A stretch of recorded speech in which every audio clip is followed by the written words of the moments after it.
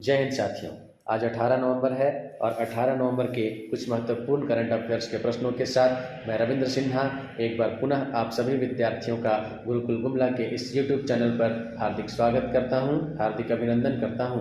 साथियों, आज का यह वीडियो आप लोगों के लिए बहुत ही हेल्पफुल होने वाला है, क्योंकि आज की वीडियो में आपको महत्वपूर्ण करंट अफेयर्स के करीब 15 प्रश्न मैं दे रहा हूं। तो साथियों, वीडियो को स्किप किए बिना वीडियो को पूरे अंत तक देखिएगा और आने वाले परीक्षाओं में ये सभी प्रश्न निश्चित तौर पर आपके बड़े काम आएंगे। तो चलिए साथियों, देर न करते हुए स्टार्ट करते हैं आज का पहला प्रश्न। आज का पहला प्रश्न है, 17 नवंबर 2022 को कहाँ पर काशी तमिल संगम शुरू हुआ? जी हाँ, 17 नवंबर 2022 को कहाँ पर काशी तमिल संगम शुरू हुआ? साथियों, इसका राइट आंसर क्या है? इसका राइट आंसर वाराणसी। जी हाँ, और आपको बता दूं कि तमिल साहित्य को संगम साहित्य कहा जाता है। तो चलिए दोस्तों, चलते हैं आज के दूसरे प्रश्न की ओर। आज का दूसरा प्रश्न है, 16 नवंबर 2022 को किस राज्य सरकार ने बाजरा मिशन शुरू किया है? जी हाँ, इसका राइट आंसर क्या होगा? तो इसका राइट आंसर है असम। याद रखेंगे, असम। आपको बता दूं कि असम के मुख्यमंत्री हेमंत बिस्वा शर्मा ने 16 नवंबर 2022 को कृषि उत्पादकता बढ़ाने और किसानों की आय को दोगुना करने के उद्देश्य से असम बाजरा मिशन शुरू किया है। साथियों, मिशन का उद्देश्य किसानों को अपनी फसलों में विविधता लाने के लिए प्रोत्साहित करने का भी है। तो चलिए साथियों, स्टार्ट करते हैं आज का तीसरा प्रश्न। आज का तीसरा प्रश्न है, अंतर्राष्ट्रीय टेबल टेनिस महासंघ के एथलीट कमीशन में चुने जाने वाले पहले भारतीय कौन बने हैं? तो इसका राइट आंसर क्या होगा? साथियों, इसका राइट आंसर है शरद कमल अचंता। जी हाँ, भारत के स्टार टेबल टेनिस खिलाड़ी अचंता शरद कमल अंतर्राष्ट्रीय टेबल टेनिस महासंघ के एथलीट आयोग में चुने जाने वाले देश के पहले खिलाड़ी बन गए हैं। साथियों, 8 एथलीट और 2 para athlete Asia, Africa, America, Europe और ओशिनिया से चुने गए। साथियों, इनका कार्यकाल 4 वर्षों का होगा।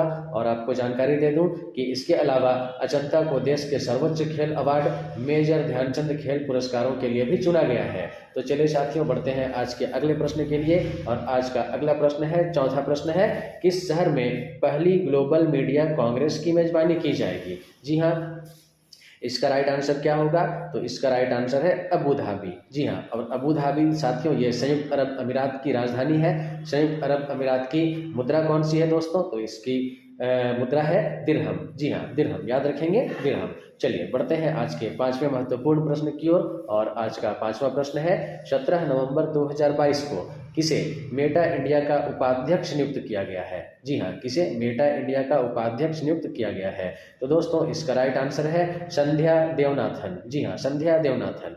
चलिए बढ़ते हैं आज के छठे प्रश्न की ओर। और आज का छठा प्रश्न है, 17 से 19 नवंबर 2022 को किस राज्य में अंतर्राष्ट्रीय पर्यटन मार्ट आयोजित किया जा रहा है? जी हाँ, इसका राइट आंसर क्या होगा? तो साथियों, इसका राइट आंसर है मिजोरम। याद रखेंगे, मिजोरम। साथियों, इसके फैक्ट के बारे में बता दूं कि भारत सरकार का पर्यटन मंत्रालय 17 नवंबर से 19 नवंबर 2022 के दौरान मिजोरम के आइजोल में उत्तर पूर्वी क्षेत्र के लिए 10वें अंतर्राष्ट्रीय पर्यटन मार्ट ITM का आयोजन कर रहा है। साथियों, ITM 2022 का उद्देश्य घरेलू और अंतर्राष्ट्रीय बाजारों में उत्तर पूर्वी क्षेत्र की पर्यटन क्षमता को उजागर करना है।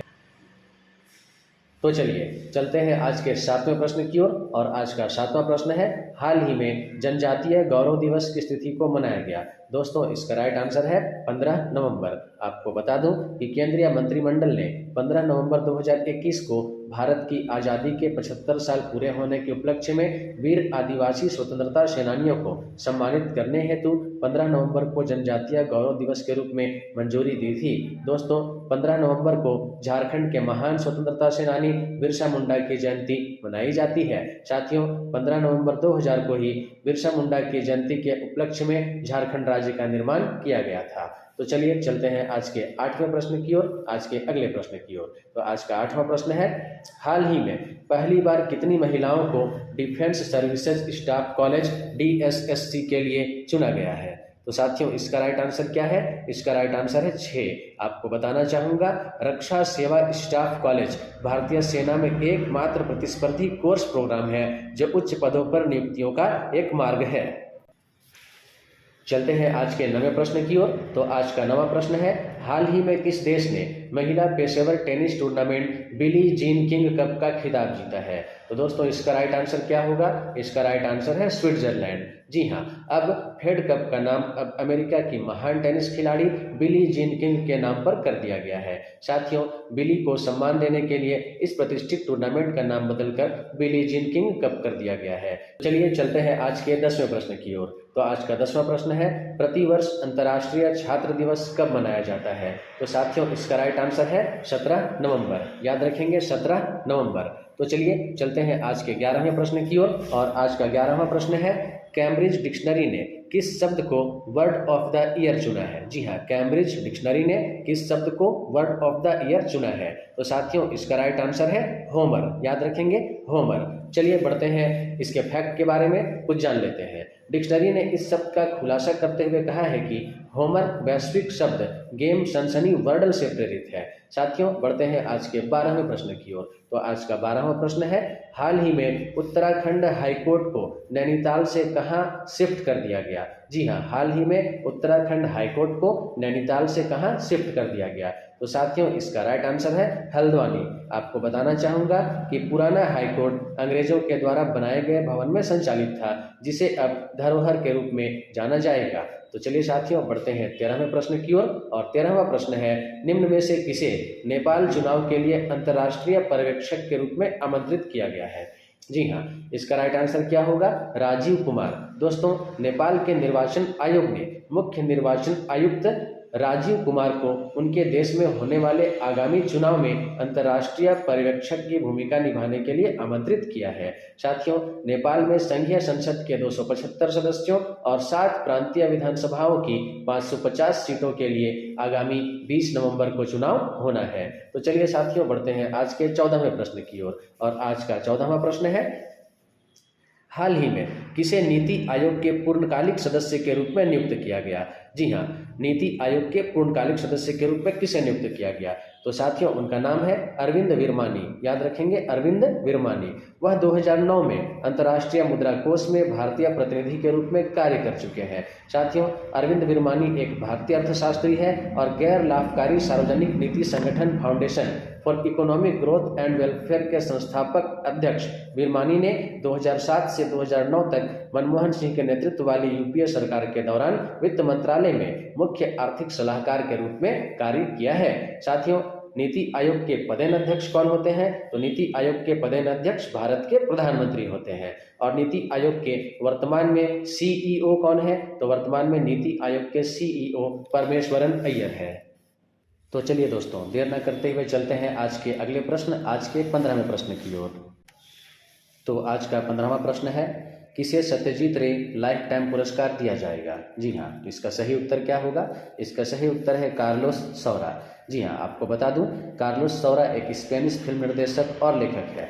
तो साथियों अब बारी आती है पिछले प्रश्न का सही उत्तर बताने की और सही उत्तर देने वालों का नाम की घोषणा करने की। तो साथियों पिछला प्रश्न था, हाल ही में प्रधानमंत्री नरेंद्र मोदी ने मानगढ़ धाम को राष्ट्रीय स्मारक घोषित किया है, यह किस राज्य में है? तो साथियों इस प्रश्न का सही उत्तर क्या है? इस प्रश्न का सही उत्तर राजस्थान है। काफ़ी लोगों ने इस प्रश्न का सही उत्तर दिया है और उनके नाम मैं पढ़ रहा हूँ। तो साथियों उनके नाम है अनमोल इंदवार, दीपा कुमारी, चांदनी सिंह, कमल कुमार, सनाया लकड़ा, बुधमणि कुमारी, प्रवीण कुमार, दिव्यांशु कुमार, सुमन गिंडो, प्रवीण कुमार, आशीष एक्का, सुनील मिंजवार, सुशांति उरांव, मंगरा टेटे, अभिषेक प्रसाद, निशा प्रीति टेटे, सरस्वती बाड़ा, कविता कुमारी, रीना कुमारी, सोनम कुमारी, प्रदीप उरांव, ममता कुमारी और संजू लोहरा। साथियों अब बारी आती है आज के प्रश्न की। तो आज का प्रश्न है, विधि आयोग का नया अध्यक्ष किसे चुना गया है? तो साथियों इसका सही उत्तर आप सभी को कमेंट बॉक्स पे देना है। तो जल्दी से कमेंट बॉक्स में आइए और अपना जवाब वहां पर छोड़ जाइए।